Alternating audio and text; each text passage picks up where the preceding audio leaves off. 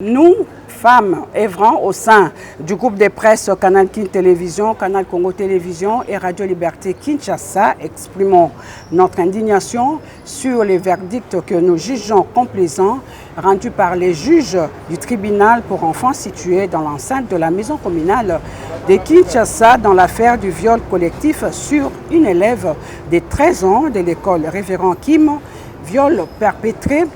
le 17 mai dernier par un groupe d'élèves de la même école dans la ville-province de Kinshasa. De ce fait, nous nous étonnons du silence observé par les autorités de l'État sur cet acte ignoble et abominable. Nous continuerons à dénoncer à travers nos médias ces verdicts de la honte jusqu'à ce que les auteurs de ces viols collectifs soient réellement condamnés par la justice afin de relever les fronts de cette jeune fille de 13 ans abusée et humiliée. Ce verdict qui est tombé la nuit à la veille de la date de l'audience qui est prévue pour le mardi 17 juin 2019 à 10 h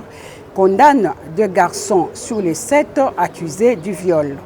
L'un est envoyé en prison dans la cellule réservée aux enfants du centre pénitentiaire de rééducation de Kinshasa, CPRK, et l'autre est condamné avec sursis et au paiement de 10 000 $ d'amende. De ce qui précède, nous exigeons la révision de cette procédure judiciaire et soutenons la partie civile qui a interjecté l'appel